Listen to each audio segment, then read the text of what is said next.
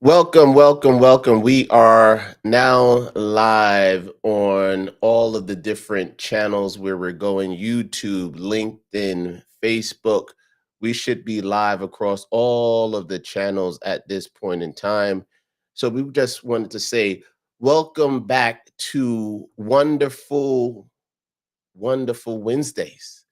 And I thought I was live, but I wasn't live. But now I know that I am live, right? So one of the things that I was saying is it's extremely cold outside, right? We had a 2 hour delay today, right? We had a 2 hour delay with the kids going to school. And I was outside at around 10 o'clock in the morning. And I only have to walk my son across the street to school.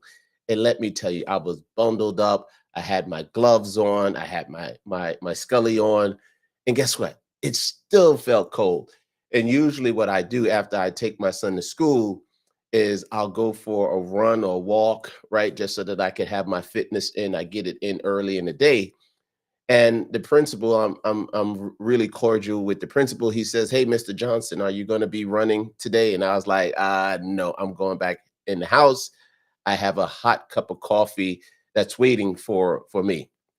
But what I wanted to do today is I wanted to bring a guest to you that I am really excited about having a conversation with, and his name is Mututse, right?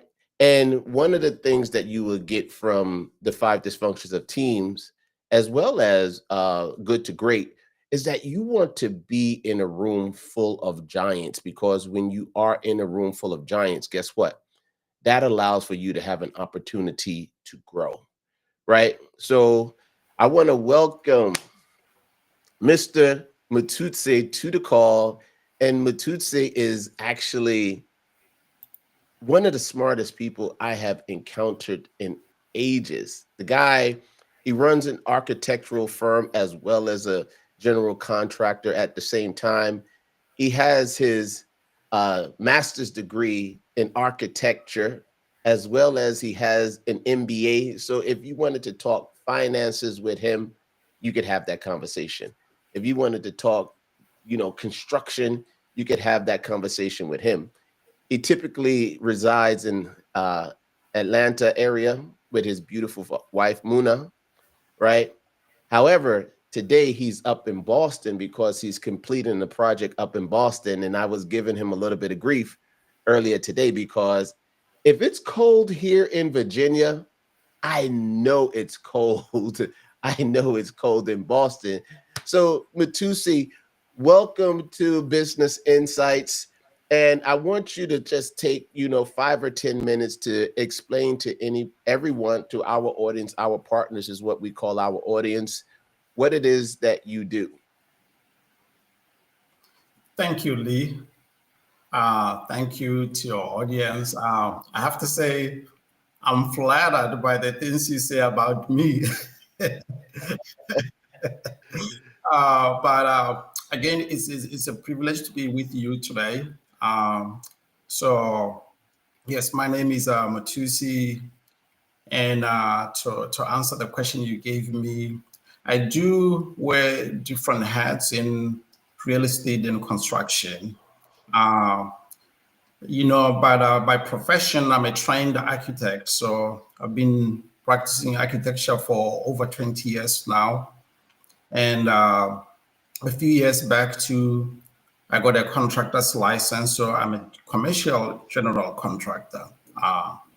And I'm also very much interested in participating in syndication and real estate development. So, in a nutshell, I love the real estate and construction fields. No, that's awesome. And you know, when my wife introduced me to you, I was like, wow, this guy is amazing. And you know, when you're doing commercial investments, in particular in the multifamily space, but it could be commercial, it could be any one of the spaces, right? When you're doing that, you have to build out a team. And since we are playing in that class A, well, the class B, class C space, and doing renovations, but doing renovations at scale, I was saying that it would be great to have Matusi and his wife or strategic as part of our team so that we can go and find more and more deals and then renovate them and basically apply the formula for rinse and repeat, rinse and repeat, rinse and repeat is what we want to do. Without giving away all of the details, can you give our audience a highlight into the project that you're working on in Boston? Yeah, so here in Boston, but before I do that, let me correct something about me. So I don't have a master's in architecture. I have a bachelor's in architecture, but what I have is a master's in construction management and an MBA. Those things are more or less the same thing, but I thought let me correct in case somebody Googles me up and say, this is what they said. No. Thank you for that correction. I just know that you love to go to school, and I know that you have spent a lot of time in the classroom just being educated as well. But in some of our conversations, like you were telling me about the project that you have in Boston, is all of that textbook stuff is fine and dandy, but there's a difference when you are in the real world and you're actually having to deal with not only the owners for the projects that you're working on, but you also have to deal with the subcontractors who are working into you.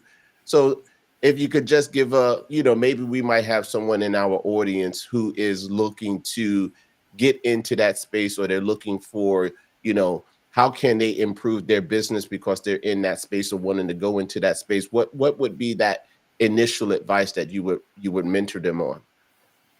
Yeah, I think I'll say back to the point you were making about a master's in architecture. What you didn't know about me is that actually I pursued a PhD in architecture at Georgia Tech, and I finished all the coursework, but I stopped short of just doing my dissertation because life was calling. I got a kids and a wife, and I couldn't go 2 more years, so I put it on pause. So, but now back to your question, with all that background in academia and training, also in architecture. So here in Boston, I'm involved with a remodel of an apartment building. And that apartment building, actually, I happened to be the architect on it. And later on, I became the contractor on it. So it's sort of a design build. So it's putting me in a very unique position because being the architect that produced the documents with my engineers and also being the contractor that's in charge and having subcontractors and working for the same owner that I've known for years, I get to see the whole, dynamics of, producing and delivering construction projects. So there's usually gaps of information in that process that I've come to be acquainted with those things and have kind of honed my skills in addressing those things. But in the context of, I guess, what you do in multifamily when you're doing value adds and somebody who may be on the journey to start something like that, I'll say that the number one thing that you want to do when you go into this type of projects is to have be informed, surround yourself with people that can guide you in that process. So there's different parts to this is just being able to assess what needs to be done and to be documented properly. Because when you are in the space, you're going to be hiring contractors. If things are missing in your documentation of the scope of work, the contractor is going to eat you alive with change orders and things of that nature, and you're going to get into cost overruns and get frustrated. So from preparation standpoint, I'll say, you want to have tight documents, you want to have a well-defined scope of work. And then from there, it's really varying your contractor. Not every contractor out there, is the right contractor for you. So you have to make sure you get not the least expensive contractor and not the most expensive contractor, but you want the least expensive, most qualified contractor. that you can work with, because you know they're going to even provide you with pre-construction services if they see some things are amiss with your scope, and make sure that, and then they're going to help you get you to completion as far as your project is concerned. I hope I'm in the right direction in answering you. No. Well, man, because a lot of the work that we have done is in the fix and flip space. And, ever since we have been in this space, we've worked with, for the most part, 2 or 3 contractors. So we haven't had that ugly scenario of having to work with a contractor and you visit the project site and that contractor is not there. We haven't Correct. had that experience yet, right? Yeah. So I know people, and shout out to my mentor Jan Lamb, and when he put together his boot camp, he basically had everything that we needed in order to be successful in the room. So we had a wholesaler, we had hard money, we had contractors, we had title companies, we had realtors, everything that was in that room. So we definitely could not miss with our first deal. And one of the things that I said to myself in setting my own expectations, and then I would want to say to our audience, you have to really set your expectations for what you want out of that first deal. The expectation that I set for myself was that I want to make sure that I get my capital back. That was my first goal. And Yeah. my second goal was that I make $1, right? And the reason why I set that as my goal was because I knew I needed to get back my capital, right? I needed to get at least $1 was going to be a profit. We made close to $45,000 on that first deal, Wonderful. right? But I also knew that I needed to get the experience of having gone through that process at least one time. Because as you go through it one time, the second time is going to be that much Easy. quicker, Yeah. right? That much experience, because you know things, you see things. Before we leave this topic, you mentioned that if you don't have everything in order, and I know about project management, there are going to be some unknowns. You said that your contractor will eat you alive. There's 2 things that I want you to tap into is, how do you vet the contractor, right? So that you know that you're working with someone who has integrity, et cetera, but also can get the work done and is qualified. But the second piece of it is, how do you manage change orders such that you are within your budget? And on the topic of change orders, how much contingency do you typically price in order to be able to handle those change orders? Yeah. Okay. So those are actually very important and interesting questions. Uh, I guess I'll take the first question first.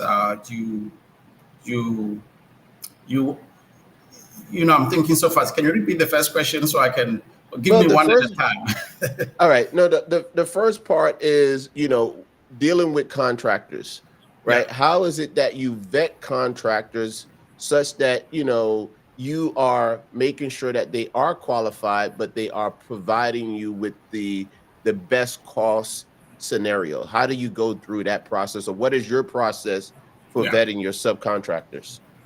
Yeah. So as an individual or business vetting contractors, typically you want to advertise, and sometimes you get contractors names through referrals, but I'll Hmm. say that you always want to get pricing from 3 qualified contractors in terms of so sometimes you do an invitation, you write what your scope of work is and what your expectation with the contractor is, and you find Hmm. contractors that seem to match those qualifications. Then you invite them to bid in your project, like at least 3 of them. Um, and then once they bid on your project, you have to give them instructions on how to bid typically, because contracts can bid projects differently and they can omit some things or not take some things seriously. So I always give them a pointed list of things that I'm expecting from them. And then once I get prices from them, I sit down with them, I interview them about the project itself, what they think of it, and then I look at their finances. But usually it's better if you have your own estimate before you get their estimate, because then you are able to compare apples and apples and see how theirs differs from yours. If they are low, very low, sometimes it just means some things are amiss. Okay. If they are high, you also want to know why are they high? What is it that they included that you didn't include, or what you included that they don't have? Because usually that's where the key is to know that you have your project tight. Then you have conversations around those things that are amiss. So you can pick their brain. You do the same thing with the next contractor and the next contractor. At the end of the day, you're going to be able to decipher who's really genuine, because you ask them the same questions, you compare the same thing. Somewhere along the line, you're going to be able to decipher who's more genuine. And that person may not be the lowest bidder, but it's better to go with somebody who's in the middle and not the lowest bidder, but who's going to actually be what we call responsive to your scope of work. Because sometimes contractors are not responsive. They give you a price, but they are not responsive. And that's where problems come in down the line, downstream. And then the second thing you want to do, you want to call references, request references where they've done project. Make sure those references are real. They're not their cousins, or, call them up, ask, earnestly about their experience and so forth. And then also the other things that you can do, you ask your contractor about their teams, their subcontractors. Ask them how they do the hiring of their subcontractors. If they're just hiring guys from streets, you know that you might have a problem. But if they have a long-term relationship with their subcontractors, you can bet they know their subcontractors' work, and that's a sign of stability in that contractor's business. That's somebody that you can trust, because they always do things the right way. And they know their subcontractors well. If they've actually visited their subcontractors' work, especially if they're hiring a subcontractor's first time, you got to visit their work to see what they've done, and not just believe on paper information or verbal information. And then the last thing I would say is, no matter what, when you are hiring a contractor, whether you like the price or whatever the circumstance around the price is, always have what's called contingencies, because projects do always have change orders from time to time. So change orders are not unusual, but what you want to do is manage those change orders. You can manage change orders by using the right contracts. For example, there are different contracts out there. One of the few that I'll mention here is gross maximum price. So you tell the contractor that, here are my documents. You've had the interview and these conversations. Can you do this project and finish it for a gross maximum price? What is your maximum price on this job? And when you draft a maximum price contract too, you want to have contingency and say, just in case there's a change order, there will be only, say, 1% of contingency, or 2% or 3% of contingency, whatever you are comfortable with. That's not the extra money you are giving to the contractor. You are just letting the contractor know that this project is tight. That 3% belongs to you. There's got to be a good reason why you have to deploy that contingency. But right from the bat, the contractor knows that this project is tight, and they sign a guaranteed maximum price contract. After they have examined the documents and the existing conditions, it will be very hard for them as a competent contractor to come out of that and request more money down the line, because they are licensed, and there are ethics around things that they do. If you don't know, there's the board of contractors that if a contractor is not behaving, and you have said that, and they have said that they have reviewed existing conditions, they have seen your documents, and they're comfortable with the price they've given you. So they are almost saying, barring something really unexpected, we don't expect to issue a change order. So it's just a smart way of rounding up the things, and with a document, the right contract document and the right verbiage, you are able to put screws around that work scope. No, you just introduced to me one term, but the gross maximum price is something that I hadn't heard. But you also were able to answer my question around how do you account for your unknowns by using the gross maximum price, but also speaking in, I guess that this has to be in the T's and C's, but also the 1 or 2 or 3% contingency that the contractor is signing up for in order to be able to be awarded that project. Correct. And the part that I need to add that I didn't address is now if there is a change order, how do you manage that? So a Hmm. change order can originate from you as the owner. Your work was defined okay, but down the line you think of something like, oh, maybe we need to do this. So you're introducing a change into a scope of work that's already signed. And that's okay. Sometimes it happens. Sometimes a change order comes up because of unforeseen conditions, especially with renovation projects. There's always something that nobody paid attention to. And when the contractor opened the wall, there it was, and it wasn't in his scope of work. But the best way to address change orders is to have both parties agree on what it is that needs to be changed. So the contractor, if it's from his side, he proposes a change order with a price. I mean, if you have an architect in between, the architect should really be the author of all your change orders. So if the change is coming from something the contractor is saying, he tells the architect. The architect validates it. If it's real, then the contractor gives the architect what the cost of that change order could be, and then they introduce it to you.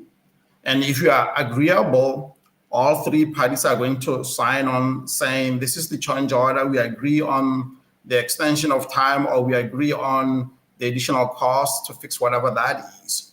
But sometimes some change orders may not be legitimate. It may be something that the contractor should have covered in their scope already. So if you are familiar with the work, you can negotiate that, especially if you are dealing directly with the contractor. But sometimes you want to depend on your architect so that he can validate those things, because if you have an architect in between, they are kind of in the spotlight as well, because they should have known or seen some things unless they were really, really unexpected. But if those things are things on the margin, the architect can always interpret that the contractor should know that this is part of the scope of work, because sometimes as an owner, there are some technical things that you are not aware of, and you want to have your designer be an advocate for you.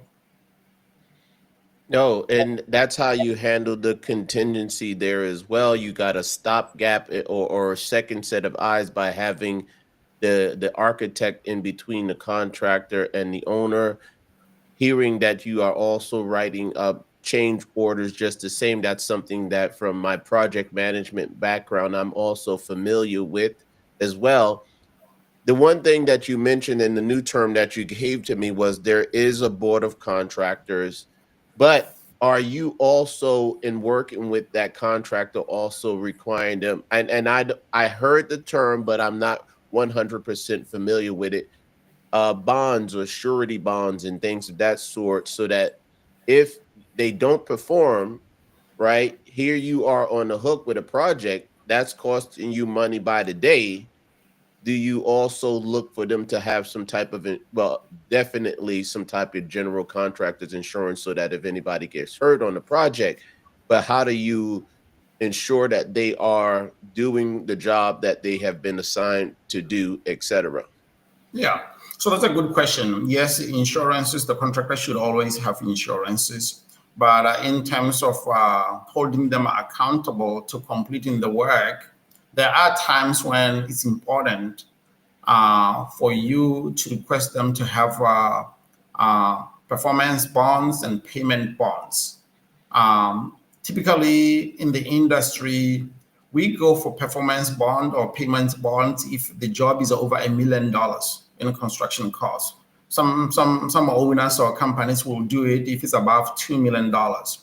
The reason being, the cost to secure a bond, you are really the one paying for it. So it can get expensive if it's smaller jobs and you have a contractor who has a reputation.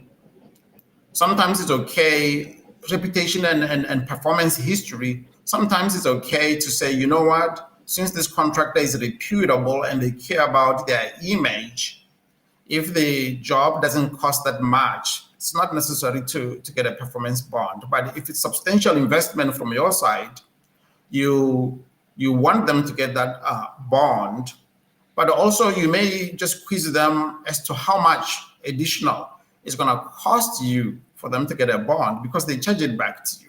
So it depends on at what point do you ask them. If you ask them before they give a contract to you, they're just going to charge it and not let you know, or sometimes they'll let you know. But if it's after the fact, they're going to send you a bill on that. Okay, so you're paying for it long term, but that is something that you've also priced into your portion of the project, but it just seems as though this is going to give you enough surety that you can actually sleep at night. Absolutely, absolutely. Because when your contractor has a bond, the bond company won't give him a bond, first of all, if they know he's a sloppy contractor. So that's a big Hmm. sign that he can actually get a bond. And then on top Hmm. of getting a bond, I'm sure that the bonding company puts pressure on him and his reputation to perform. So it's really a win-win situation. And if he fails, then yeah, you are rest assured that the bonding company, the surety, will step in and finish your project. So it is a good thing to have, absolutely. But like you said, there is a cost to all of that, and that has to be forecast into the overall project just the same, right? Yeah, and I will say, like, if you have an architect working on your project, a competent architect and a competent contractor, sometimes by having those parties, you, the architect and his engineers, and the contractor, you have a very strong mechanism, especially if your architect is, you have hired him along to help you do what we call value management, uh, meaning certifying payments at specific milestones of the construction project, like maybe monthly when the contractor is applying for payments. Your architect will go there, evaluate, the completed work, that portion of the completed work. If it's completed properly, then the architect will sign the certificate of payment to say it's okay to pay the contractor for the work that's done. So you are relying on your architect's inspectional, expertise to verify that the work is being completed at proper milestone. And that's okay because at that point, you have not paid the contractor a lot of money to lose. Okay. So you can do that and do it without having to pay extra for a bond. But the other thing that I would like to add, if you're not going to get a bond, always make sure that when you negotiate your contract with the contractor, have retainage, meaning when the contractor continues to do the work and they get paid for those milestones, when you pay them that amount, retain, have it in your contract that you are going to retain, I don't know what it is, maybe 10% for every payment. That's the conditions of the contract. The reason you retain that money all the way to substantial completion is in case the contractor doesn't finish. Not only do you have money that you haven't paid him that you can hire another contractor, but you also have his retainage to fix anything and also to cover the cost of procuring having another contractor being vetted, those expenses, and be brought on the job. So I say this to say there are other mechanisms that you can do outside of having a bond for every job, especially if you have an architect in between helping you with value management. Okay, value management is a new term that I now have learned, but also value management, I guess when you're in that $1 million construction phase, we used to call those draws in the single family fix and flip. Those are the draws or the milestones, but one of the things that I didn't ever think about was retainage and holding a little bit of that draw until the project is complete. And then once you have full sign off, that's when you give the money. But also, I was thinking to myself, is that final draw is going to include an inspection, and that's when all of that money is going to be released. One of the things, and the last point that I wanted to try and touch on with you, is because you told me, or in our conversations we have had, the GC can be the man in the middle, right? Right. Because the GC is the man in the middle. The owner is looking for certain things before they make payment. However, when you are the GC and you're working with your subcontractors, those subcontractors, they also probably need to be paid on a week by week, month by month basis. This was just a casual conversation, but Yes. tell me, double click into that as to how you manage all of that with those subcontractors, because if the subcontractor is week by week, as I see it, they need to be paid week by week, so that's going to be a capital outlay for the work that they're doing. However, the owner isn't paying you yet because those milestones haven't met. So in the middle, I'm assuming that you have a pretty decent amount of working capital that you need so that you can keep the project moving while you're holding on to meet those milestones from your owner. Yeah, absolutely. Actually, that's one of the biggest disconnect in the value chain of project delivery, especially when you're dealing with purely commercial subcontractors that are sizable companies.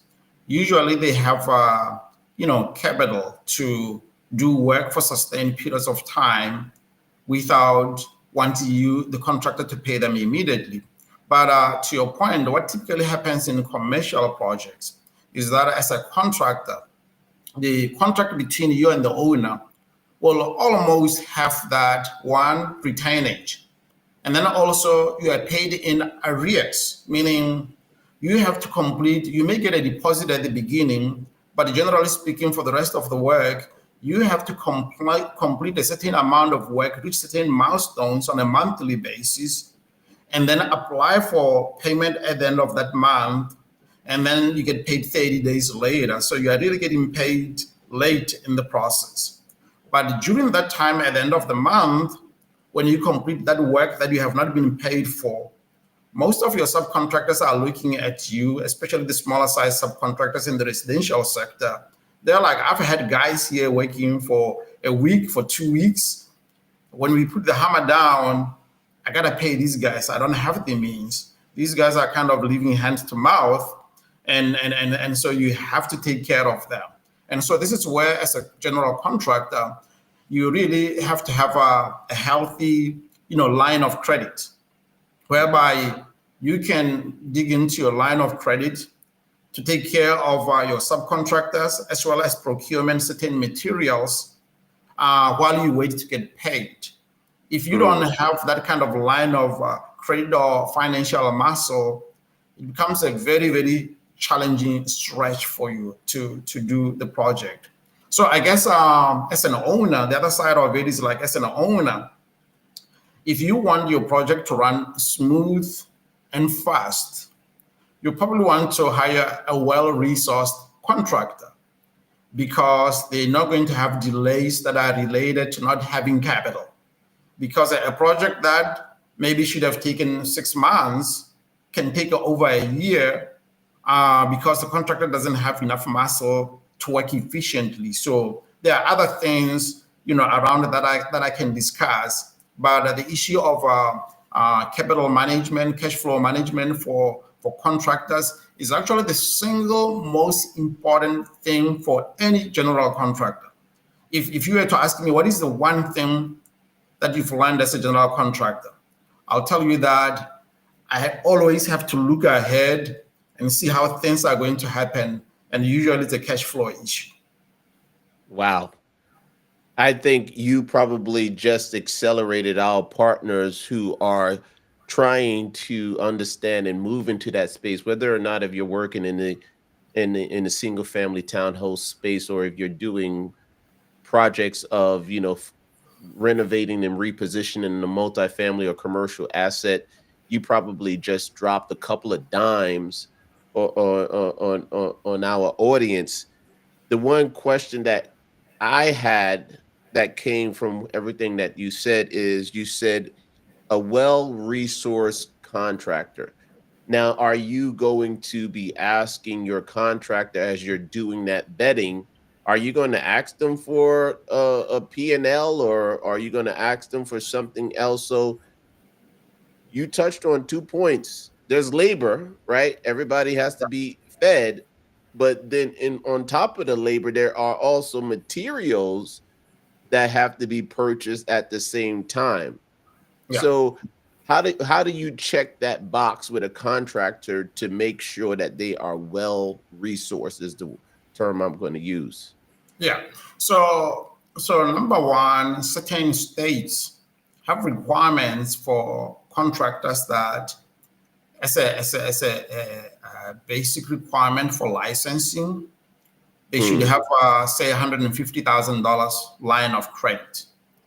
But mm, sometimes these things are contested by contractors and other people. And in those cases, usually the state is the one that ensures the contractor signs an affidavit to say they have that line of credit, or sometimes they have to prove it to the state.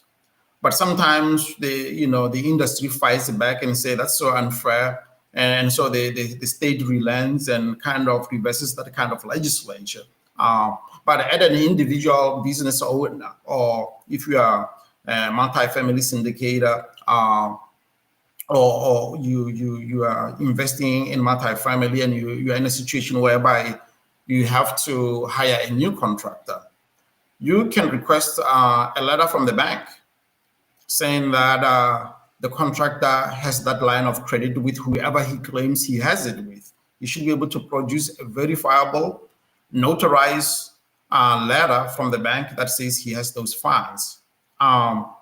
It doesn't mean that you can have a line of credit if it's totally utilized because of other projects. You gotta kind of watch for those kind of things. I don't know if I have a perfect answer for that, but at least there are some basic things that you can do when you interview the contractor prior to signing the contract, that you can ensure that this contractor has some kind of ability to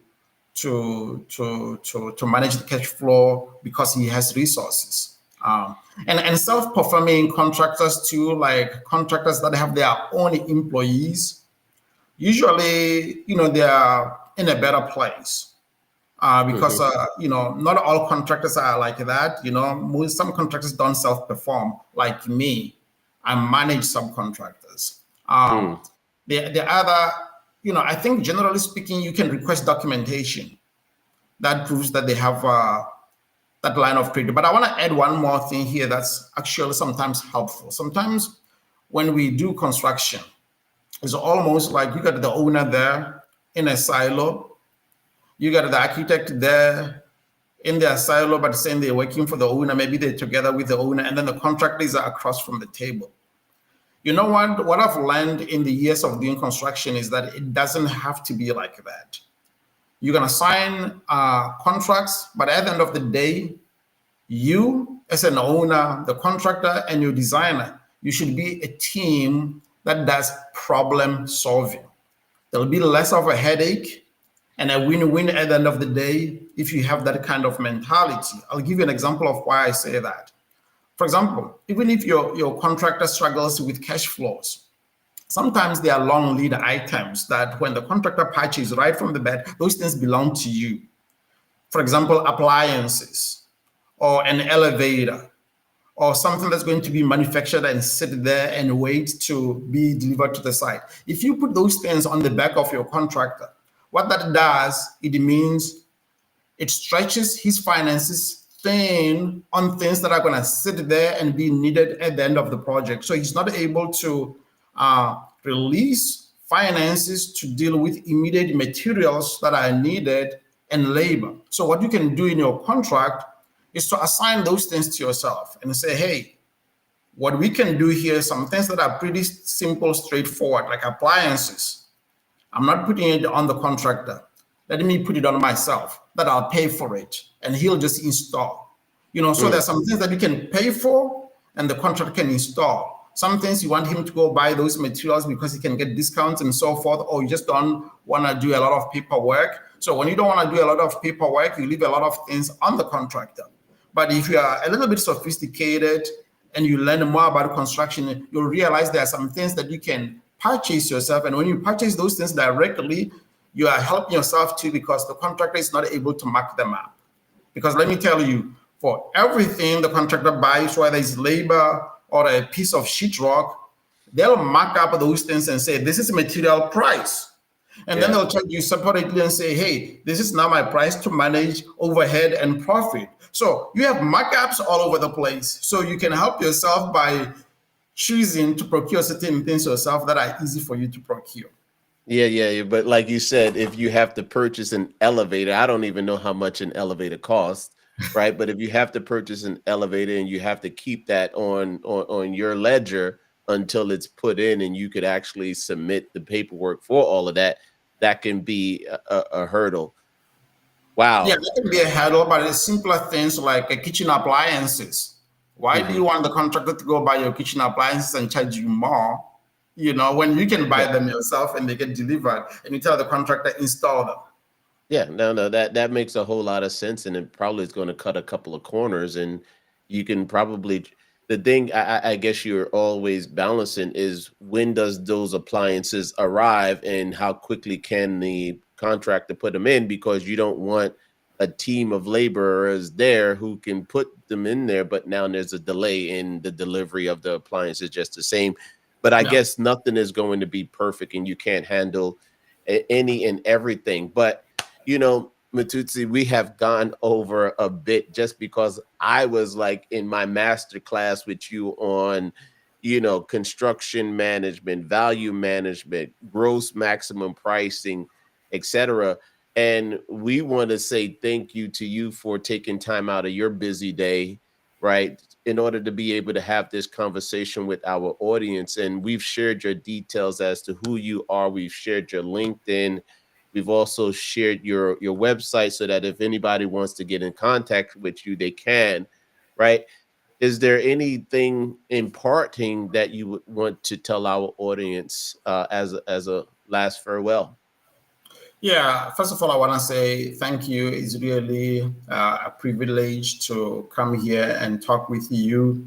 I was really nervous because I wasn't sure what you were going to ask me, but it seems to have gone well. But to all your audience that are watching, I would say if you have any questions for me, you can always go to strategicprojects.com and send an email, whether it's info@strategicprojects.com. I'll get that email and respond, or you can call our number at 404-228-3451. Or you can reach out to Lee. He knows how to get a hold of me. I'll be happy to talk to you and help you with your projects or answer your questions. Thank you so No. much.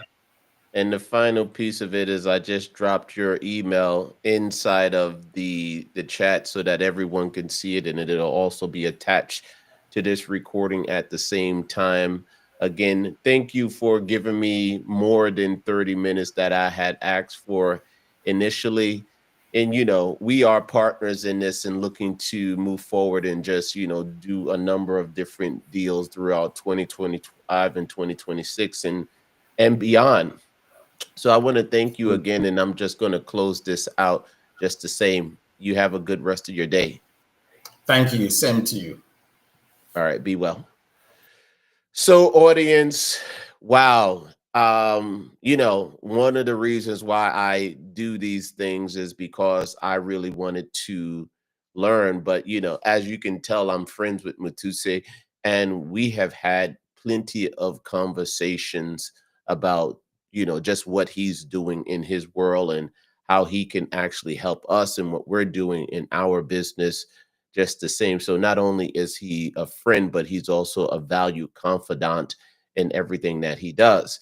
And one of the things that he mentioned to you all is the fact that one of the things that he mentioned is that if you are in the construction space, right, that's why we set up VIP business credit. We set up VIP business credit because if you're in the contractor space and you're having that conversation with an owner, one of the things that excuse me, Matusi had mentioned is that you're probably going to have to provide a line of credit, right? So that means that you have to work with a financing source who's going to be able to give you that letter that says that you have an available line of credit for you. So now, if you are in this space, that means that you need to have a credit profile, a business credit profile, where all of that information is reporting to.